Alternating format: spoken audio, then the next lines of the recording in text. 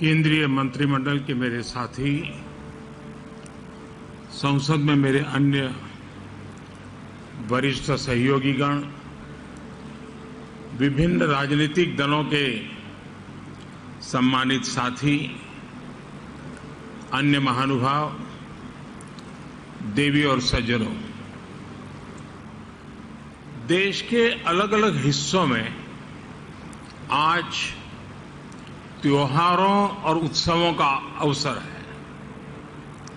आज बैसाखी है, बोहाग बिहू है, आज से ओडिया नववर्ष भी शुरू हो रहा है। हमारे तमिलनाडु के भाई बहन भी नए वर्ष का स्वागत कर रहे हैं। मैं उन्हें पुत्तांड की बधाई देता हूं। इसके अलावा भी कई क्षेत्रों में नववर्ष शुरू हो रहा है, अनेक पर्व मनाए जा रहे हैं। मैं समस्त देशवासियों को सभी पर्वों की बहुत बहुत बधाई देता हूं। आप सभी को भगवान महावीर जयंती की भी बहुत बहुत शुभकामनाएं। साथियों, आज का ये अवसर दो अन्य कारणों से और विशेष हो गया है। आज पूरा देश बाबा साहब भीमराव आंबेडकर को उनकी जयंती पर आदरपूर्वक, श्रद्धापूर्वक याद कर रहा है। बाबा साहब जिस संविधान के मुख्य शिल्पकार रहे, उस संविधान ने हमें संसदीय प्रणाली का आधार दिया। इस संसदीय प्रणाली का प्रमुख दायित्व देश के प्रधानमंत्री का पद रहा है। ये मेरा सौभाग्य है कि आज मुझे प्रधानमंत्री संग्रहालय देश को समर्पित करने का अवसर मिला है। ऐसे समय में जब देश अपनी आजादी के 75 वर्ष का पर्व, आजादी का अमृत महोत्सव मना रहा है, तब ये म्यूजियम एक भव्य प्रेरणा बनकर आया है। इन 75 वर्षों में देश ने अनेक गौरवमय पल देखे हैं। इतिहास के झरोखे में इन पलों का जो महत्व है वह अतुलनीय है। ऐसे बहुत से पलों की झलक प्रधानमंत्री संग्रहालय में भी देखने को मिलेगी। मैं सभी देशवासियों को बहुत बहुत बधाई देता हूं। थोड़ी देर पहले इस प्रोजेक्ट से जुड़े सभी साथियों से मिलने का भी मुझे अवसर मिला। सभी लोगों ने बहुत प्रशंसनीय काम किया है। इसके लिए पूरी टीम को मैं बधाई देता हूं। मैं आज यहां पूर्व प्रधानमंत्रियों के परिवारों को भी देख रहा हूं। आप सभी का अभिनंदन है, स्वागत है। प्रधानमंत्री संग्रहालय के लोकार्पण का यह अवसर आप सभी की उपस्थिति से और भव्य बन गया है। आपकी उपस्थिति ने प्रधानमंत्री संग्रहालय की सार्थकता को, इसकी प्रासंगिकता को और बढ़ा दिया है। साथियों, देश आज जिस ऊंचाई पर है, वहां तक उसे पहुंचाने में स्वतंत्र भारत के बाद बनी प्रत्येक सरकार का योगदान है। यह देश को, युवाओं को भी विश्वास देता है कि भारत की लोकतांत्रिक व्यवस्था में सामान्य परिवार में जन्म लाने वाला व्यक्ति भी शीर्षतम पदों पर पहुंच सकता है। साथियों, इस संग्रहालय में जितना अतीत है उतना ही भविष्य भी है। यह संग्रहालय देश के लोगों को बीते समय की यात्रा करवाते हुए नई दिशा, नए रूप में भारत की विकास यात्रा पर ले जाएगा। एक ऐसी यात्रा जहां पर आप एक नए भारत के सपने को प्रगति के पथ पर आगे बढ़ते हुए निकट से देख सकेंगे। इस बिल्डिंग में 40 से अधिक गैलरियां हैं और लगभग 4000 लोगों के एक साथ भ्रमण की व्यवस्था है। वर्चुअल रियलिटी, रोबोट्स और दूसरी आधुनिक टेक्नोलॉजी के माध्यम से तेजी से बदल रहे भारत की तस्वीर ये संग्रहालय दुनिया को दिखाएगा।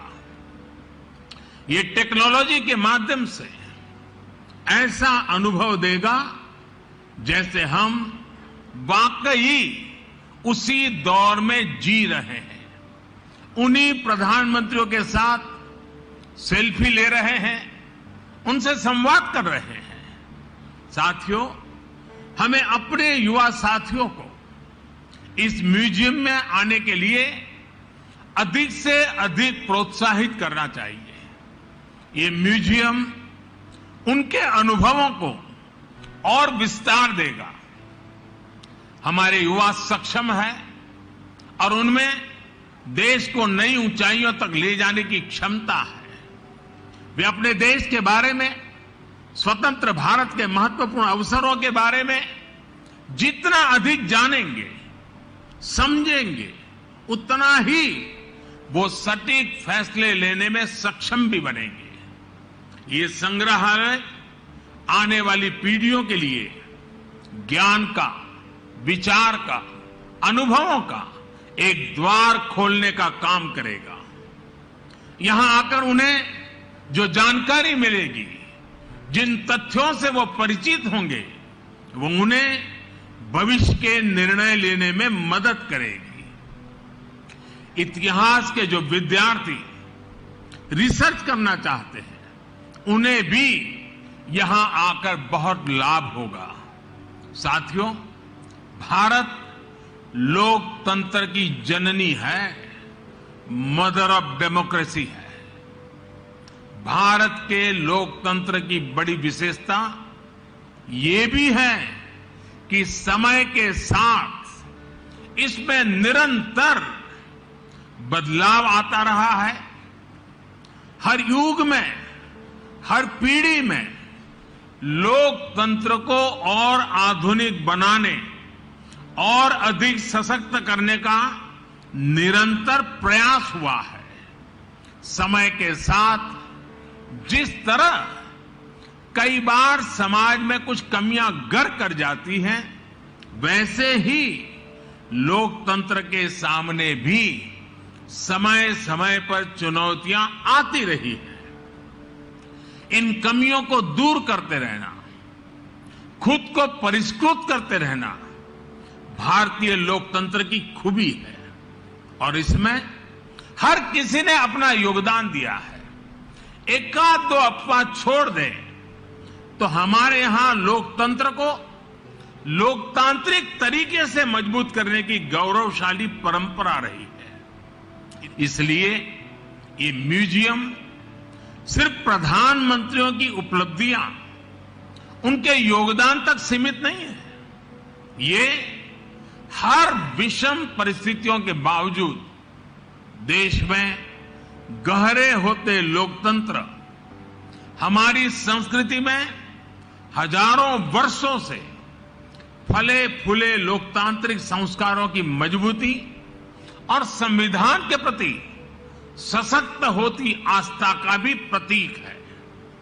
साथियों, अपनी विरासत को सहेजना, उसे भावी पीढ़ी तक पहुंचाना प्रत्येक राष्ट्र का दायित्व होता है।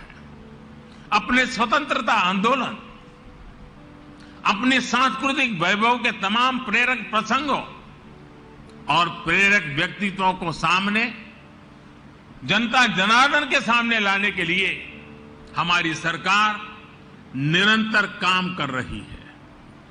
देश से चोरी हुई मूर्तियां और कलाकृतियों को वापस लाना हो, पुराने म्यूजियम का पुनर्निर्माण हो, नए संग्रहालय बनाना हो, एक बहुत बड़ा अभियान बीते 7-8 वर्षों से लगातार जारी है।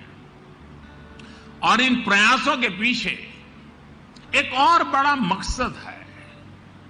जब हमारी नौजवान पीढ़ी ये जीवन प्रतीक देखती है तो उसे तथ्य का भी बोध होता है और सत्य का भी बोध होता है।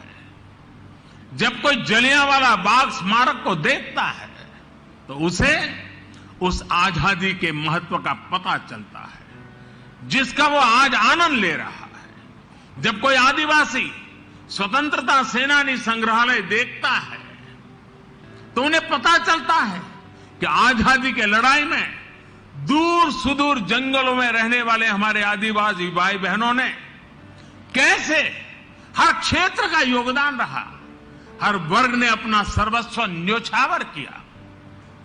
जब कोई क्रांतिकारियों पर बने संग्रहालय को देखता है तो उन्हें एहसास होता है कि देश के लिए बलिदान होने का मतलब क्या होता है। यह हमारी सरकार का सौभाग्य है कि हां, दिल्ली में हमने बाबा साहब की महापरिनिर्वाण स्थली अलीपुर रोड पर बाबा साहब मेमोरियल का निर्माण करवाया है।